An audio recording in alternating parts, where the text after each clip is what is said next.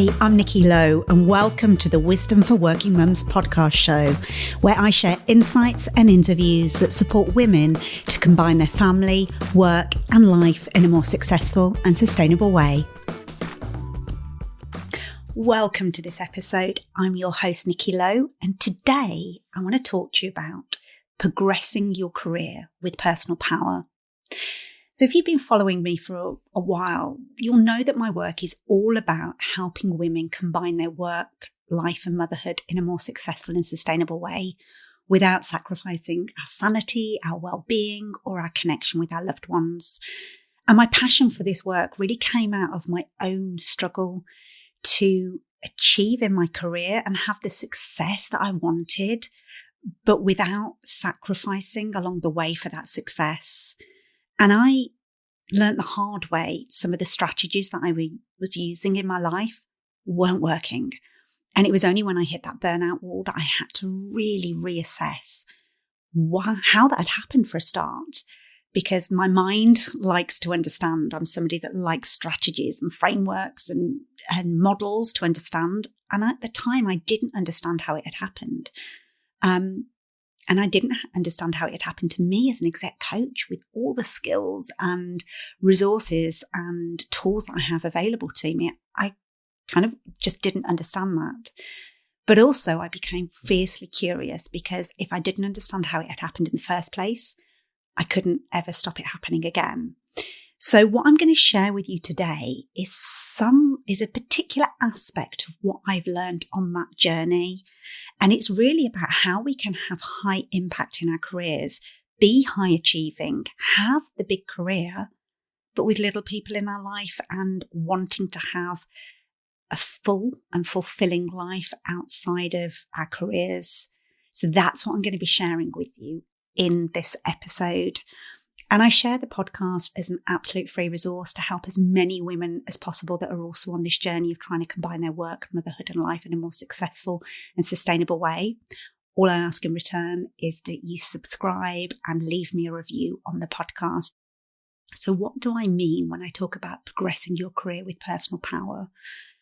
Well, it's really about how we can advance and progress our careers as women.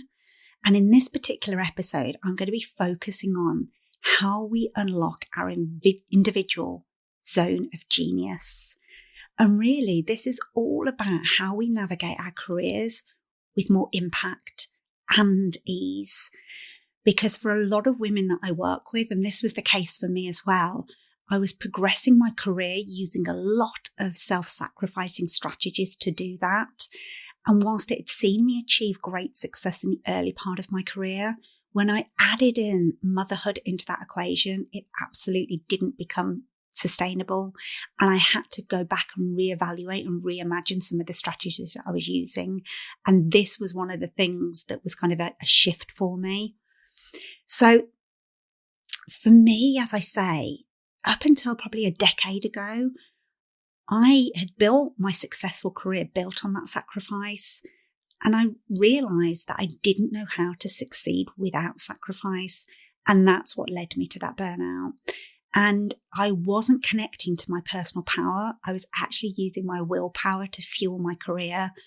And all of the data shows is that willpower we've only got a certain bucket of that. And when we drain that bucket, it's not going to be sustainable. But if we can tap into our personal power, that's far more transformational.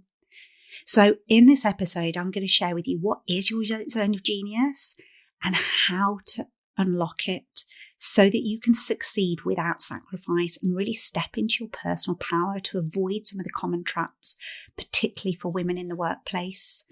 And what I'm going to share with you really is a fundamental part of the framework that I use with my clients, which is what I would call the Awaken, Align and Activate approach. So it's the 3 A's: Awaken, Align and Activate. And Awaken is really being aware of your needs, your values, your strengths, your personality, your preferences and your goals, but also really your beliefs and the unconscious rules that drive your behavior. And that Awaken phase really gives you clarity and motivation. And from that, we can then align, which is really exploring this intersection between your personal and professional worlds, aligning your work with your personal preferences and your personal life. And from there, we can activate, which is around designing and deploying intentional strategies so that you can apply your strengths and all those preferences in your work to have a lasting positive impact that's really sustainable. And part of that awareness piece is knowing your zone of genius, because this then leads you to have a higher impact and with more ease. So I want you to think about that we have 4 zones of operating. We have the zone of incompetence, we have the zone of competence, the zone of excellence, and the zone of genius. And these 4 zones come from the work of Gay Hendricks in The Big Leap. If you've not read the book, it's definitely worth reading. And the zone of incompetence is really inherently you don't understand this. It's kind of an area you don't understand, you're not skilled at, and you don't enjoy. And really we want to be avoiding that zone at any cost. The zone of competence is you're doing what you're efficient and effective at, but really other people do it just as well as you. So there's no point of differentiation. You're good, but other people are good as well.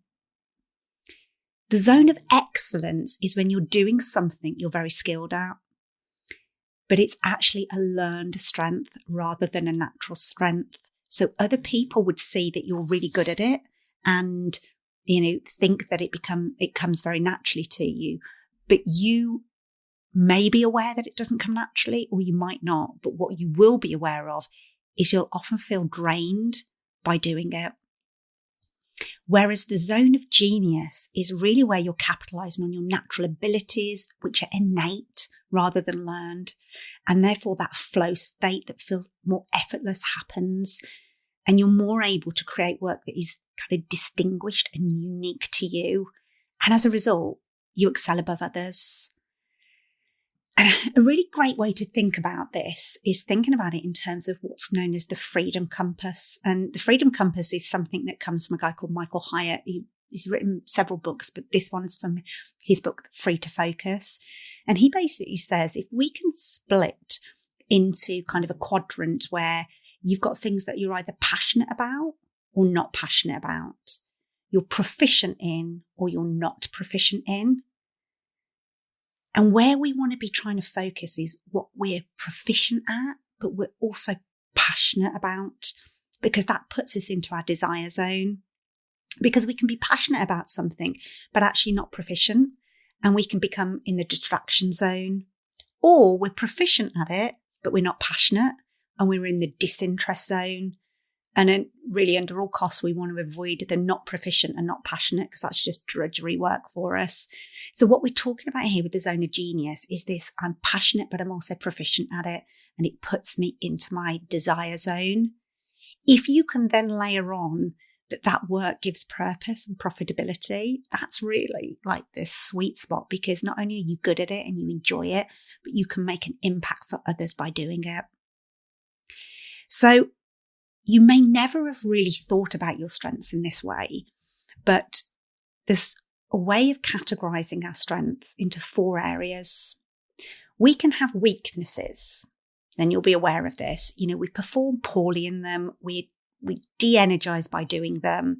And actually we want to minimize their use. So we want to kind of avoid it. There are learned behaviors where we kind of perform these things well, but we find them de-energizing, and we really want to moderate their use. Then we've got unrealized strengths. Actually, we perform them well and we find them energizing, but we've not become consciously aware of that yet. And actually, we want to maximize this. So we want to become aware and maximize it. And then there are our realized strengths that we really perform well. We find them energizing, and we want to marshal their use. We want to kind of really, really make use of those. So that's what we're talking about with this zone of genius. Have we got realized and unrealized strengths that we can maximize and marshal? And that allows us to be at our best, because what we know is that people who use their strengths more at work are happier. The studies and the data shows that they found higher levels of vitality and good mental health when we're using our strengths. We experience less stress, we feel healthier, we have more energy. And studies have found that greater use of our character strengths is associated with several healthy behaviours, including leading an active life, pursuing enjoyable activities, and eating well. And for me, my journey has been redefining what success means. Prior to my burnout, I unconsciously, success for me was about progressing in my career, achieving, ticking these external boxes, which were all great and are absolutely part of success, but they're not the full picture. Success for me is about feeling good in my body, having energy and vitality, having the capacity to be present and kind of give the energy that I want to my loved ones. And actually, when we focus more on our strengths, the research shows that actually we're able to do that and we're more likely to do that. And when we're using our strengths more at work, we feel more satisfied in our lives. We tend to be more resistant to stress and experience better physical health. And we're more confident. Strengths use are significantly associated with self-efficacy, self-esteem, self-acceptance, and self-confidence. And even if you don't know necessarily the difference between all those, I can tell you, you want them all. So yeah, we can really build our confidence and the impact we can have in our career when we focus more on using our strengths. And also we experience faster growth and development. We tend to be more creative and agile at work. We're better able to adapt to change and engage in more creative and proactive behaviours and pay more attention to detail and work harder. So actually, this strength stuff is really powerful. And then we feel more satisfied and experience more meaning in our work, and we're more engaged in our work. So people that use their strengths, the studies show that they are up to 6 times more engaged in what they're doing. So yeah, at a high level summary of that, strengths have far-reaching positive impact in our work and in our lives. So how do you identify your zone of genius, you might be asking? Well, I would be asking you the questions about what are perhaps 3 qualities that other people appreciate about you. You might know that, and if you don't, I would encourage you to go and ask a number of different stakeholders in your life, almost do like a 360. It might be people personally, professionally, and get a view of what are the qualities that people appreciate about you, and you will start to see some themes come through. And then I would go back and say, well, are you aware of that as a strength? Because it might be an unrealized strength.